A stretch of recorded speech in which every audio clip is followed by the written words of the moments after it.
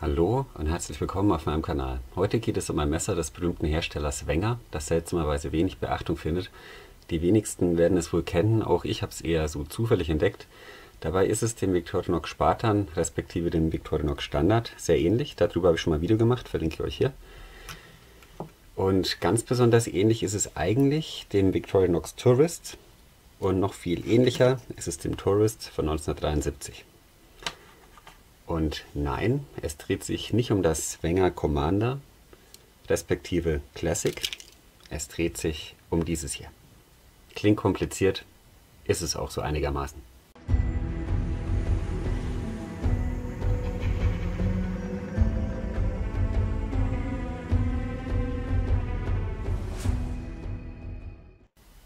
Wenger wurde 2005 vom Konkurrenten Victorinox aufgekauft. Das ist zwar schade, aber eigentlich auch ganz gut so. Sozusagen war das eine freundliche Übernahme, sonst wären wohl die Käufer aus Fernost-Schlange gestanden und das wollte Victorinox unbedingt verhindern. Insofern ist es nochmal gut gegangen. Leider ist durch die Übernahme auch viel Kreativität verloren gegangen, das muss man dazu sagen. Wenger war um einiges mutiger, die haben wirklich Sachen rausgebracht, die sich andere so nicht getraut hätten. Gut, zum Messer. Dieses Messer hat zwei Vorläufer. Zum einen das Wenger Evolution S101, das auch als Victorinox Evolution S101 herauskam. Übrigens eines der wenigen Victorinox Modelle mit 85 mm. Und zum anderen das Wenger Classic 101. Und das hier heißt Wenger Viking. Ich sagte ja, es ist kompliziert, aber nun geht's endlich los.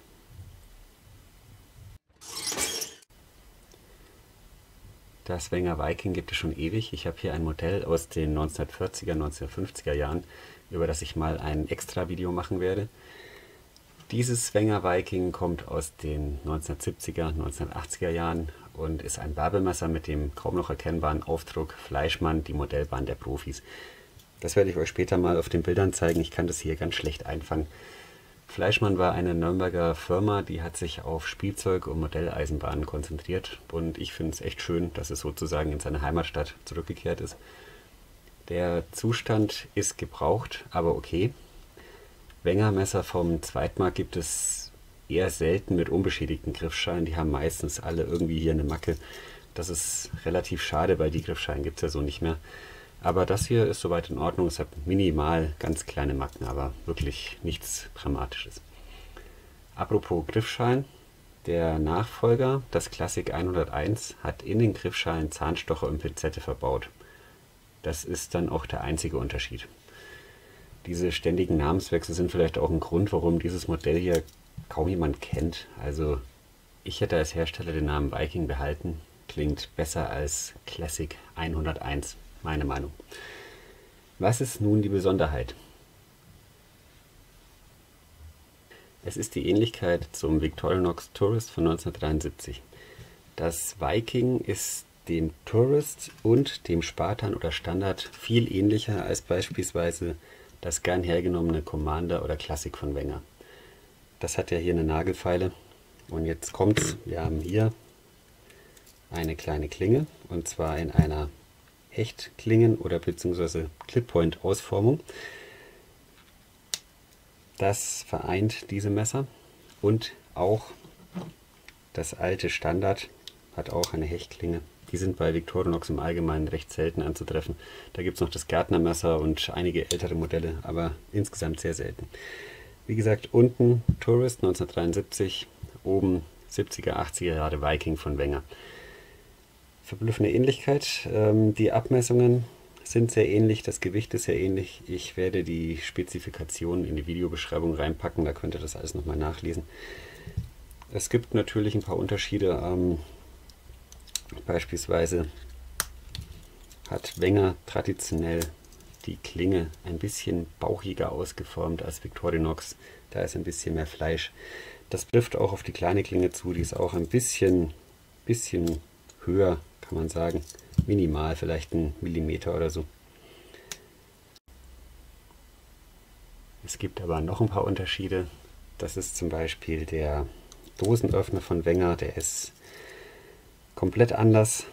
Da muss ich sagen, hat Victorinox bessere Arbeit geleistet. Wir haben ja hier noch den kleinen Schraubenzieher bei Victorinox, der fehlt mir bei Wenger immer so ein bisschen. Ja, ansonsten sind bei den Modellen sogar die Aalen sehr ähnlich. Da fehlt bei beiden Modellen das Loch, um es als richtige Nähaale zu bezeichnen. Zudem hat Wenger hier eine kleine Ausformung von Nagelhieb. Ist etwas komfortabler, hier muss man ganz schön rumfummeln manchmal. Ansonsten sind die recht gleich. Victorinox ist hier noch leicht angeschärft, das fehlt bei Wenger auch.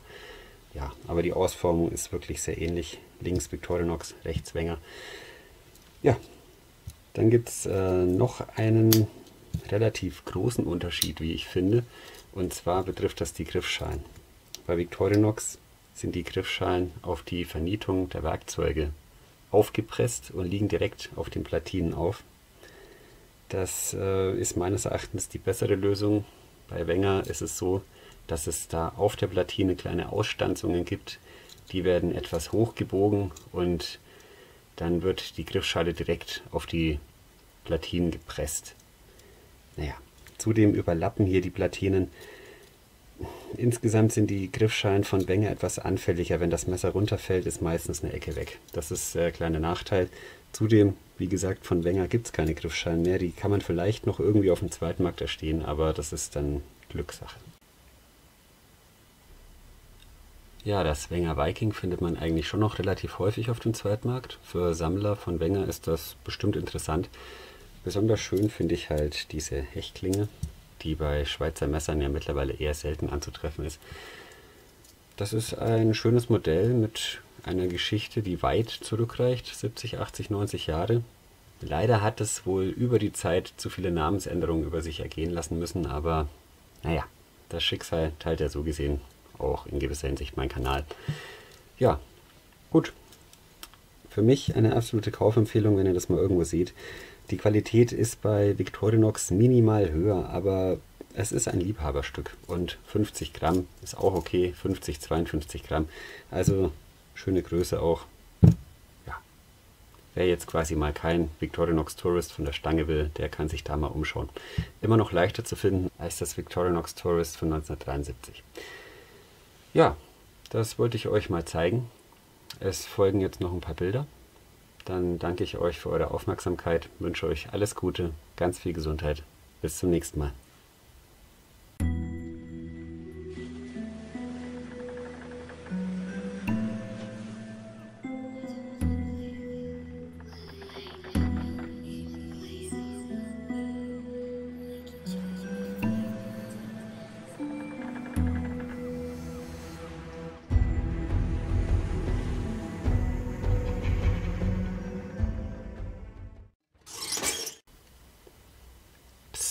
Es ist noch nicht vorbei. Ich habe noch eine kleine Videoantwort an den Kanal Stuffy-Do Knife Related aus Südafrika.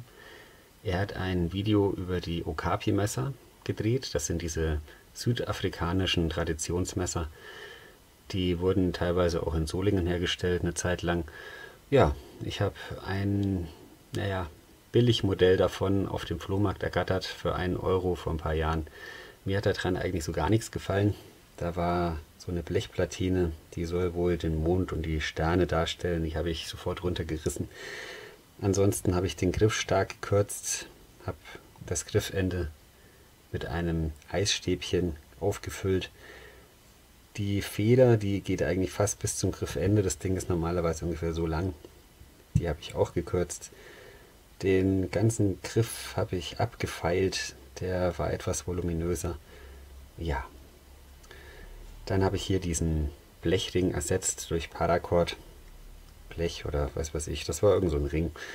Und ich habe die Klinge ungefähr um 3-4 cm gekürzt auf eine Wharncliffe-Klinge.